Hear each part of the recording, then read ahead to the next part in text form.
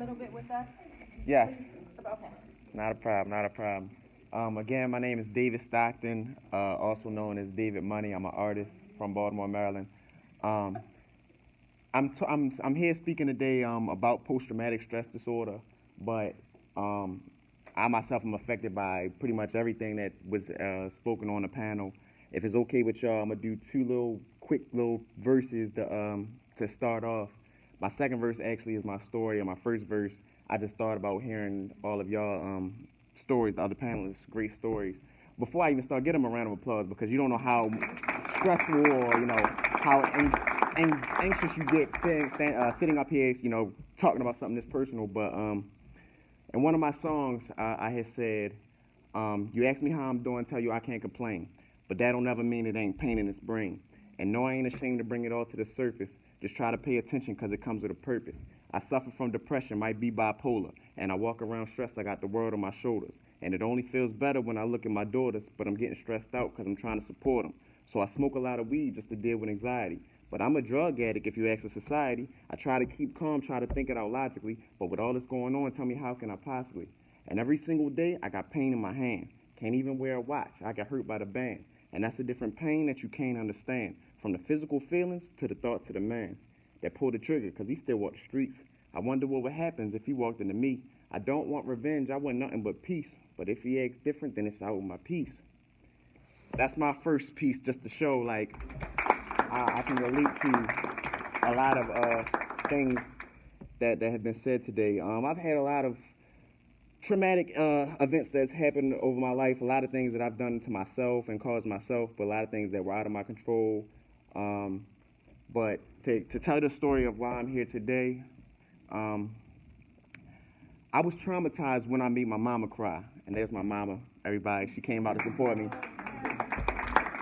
Um, but I was traumatized when I made my mama cry. 6 shots, close range, thank God I survived. I took one across my head but still got my mind. That's a pain in my brain that I can't describe. They came to my apartment trying to barge in. One by the steps, the other pointing at his target. Offer some weed, is there a need to be so heartless? I opened up the door and that's when it all started. I walked out the house to a gun to my face. Tried to grab it with the left just to get some space.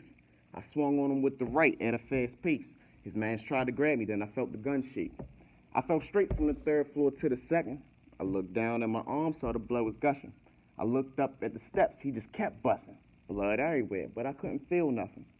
He walked down the steps and stood right over top of me. His mans ran out the building, he ain't want to see. I think he felt guilty because he planned a robbery. I looked him right in his face as he shot me. Bang. Now I'm laying there feeling stuck until something picked me up.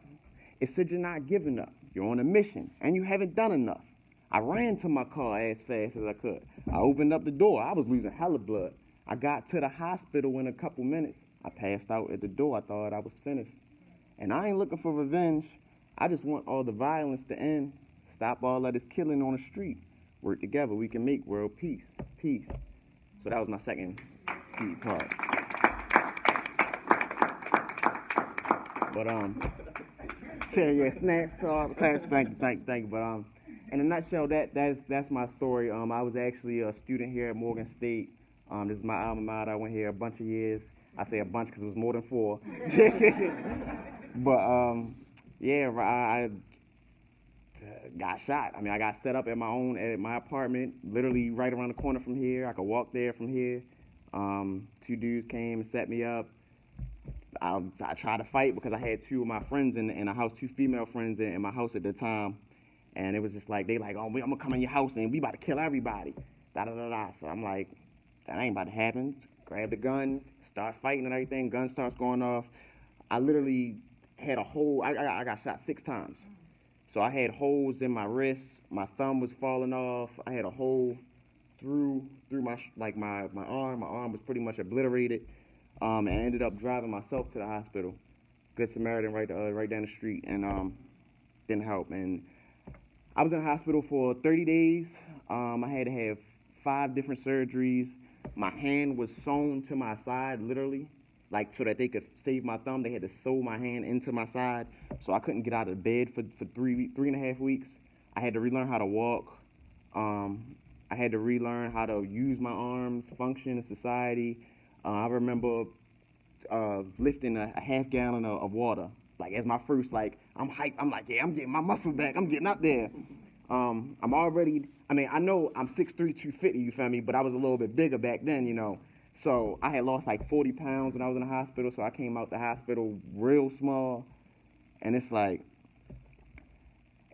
for me to re-enter society after something like that happened, it was definitely challenging.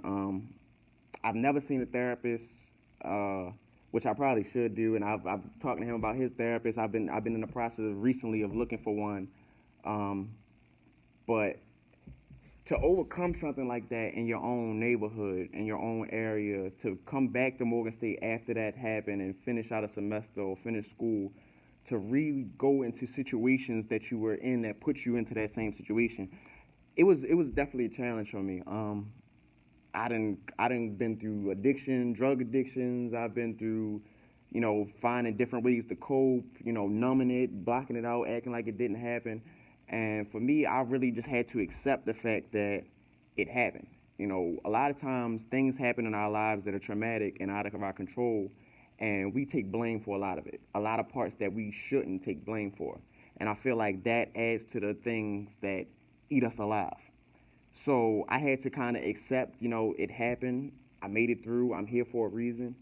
And not let fear dictate my life. Because when I was coming out of that and I was mentally really affected by that post traumatic stress disorder, I was wilding everybody in the hospital. I wowed my mom. I wowed my friends. I wowed my significant other. I wowed everybody. I was going off on everybody. If somebody left the room, if I was by myself, I'm going off. I'm like, yo, do not leave the room. They coming to kill me. Like, I mean, and even since then, like, I mean, I was born and raised in Baltimore, and like I said, I hadn't always made the best decisions. I was raised by great parents that took me out that made sure I wasn't in the hood and things like that. But I put myself in a lot of positions that I probably shouldn't have been in.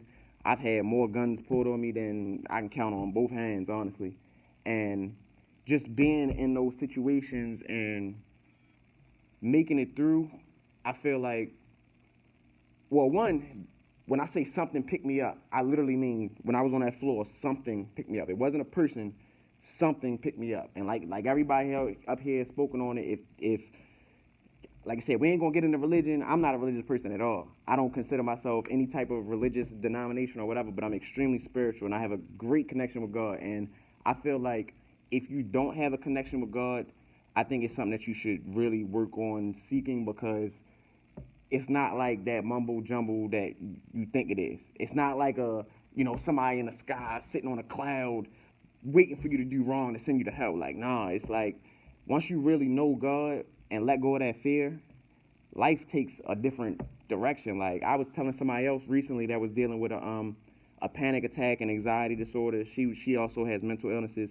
and I was telling her, like, I've been through so many situations where fear could have ran my life and fear could have put me in a position where I would have died. When I got shot, if I was afraid, I'd have been dead. The reason I didn't call the ambulance is because I had 6 bullet holes through me. They thought when I got to the hospital, they thought I got shot with a shotgun. I was in a coma for 2 days before I even woke up. And the first thing I said was, I'm alive? They said, yeah. I said, don't worry, cool. Lay me back down. Like, so fear is something that y'all have to get out your head, because if you believe in a higher power, be it God, the universe, whatever you want to call it, then you should always know that you're good. And I live my life by that now, to where as though I've been around since I've gotten shot, I've been traveled the country. I'm also an artist, so I've performed in plenty states. I've gotten radio play around the country. I just was in L.A. and Vegas and Atlanta, and I live my life differently now because I know, like, at any point in time, it can be taken away from you. So don't ever take it for granted. But two, don't be afraid. What do you have to be afraid of? What do you literally? Fear is not real. Danger is real. And the one of the things that helps overcome mental illness, I think, is understanding and evaluating the difference between fear and danger. Fear is all an illusion. Fear is in your head. Fear is something could happen when I leave out this door right now, so let me not leave out this door. Something could happen if I try to start my business, so I'm not going to start my business. That's all a myth. Something great could happen, something bad could happen. Something great could happen, you doing all the right things. There are people that go through their lives every day normal, not doing the wrong thing, and things happen to them. So things are unavoidable. So if you live your life in fear, or constant fear that things are going to happen to you, you're gonna be stagnant. You're gonna let that be a weight on your shoulders that is gonna carry you around, and you're not gonna be able to function. Like how they were saying, like a common thing that in a lot of these stories, and the exact word might not have been used, but it's fear. A lot of us are afraid of different things, be it rejection, failure, letting people down, letting ourselves down, not living up to our own expectations, and any of these things. But fear is controlling a lot of our lives in ways that it shouldn't be doing. And I feel like to overcome mental health issues and mental diseases and things like that, you have to overcome fear first. So if you don't take anything else from me, from my statement and everything, just listen. I've been shot in the head. I done been around some of the scariest people you would ever meet. I done been in situations where I know for 100% fact I should not have put myself in that situation. And I still come out head high, thanking God, thanking the universe, thanking the world.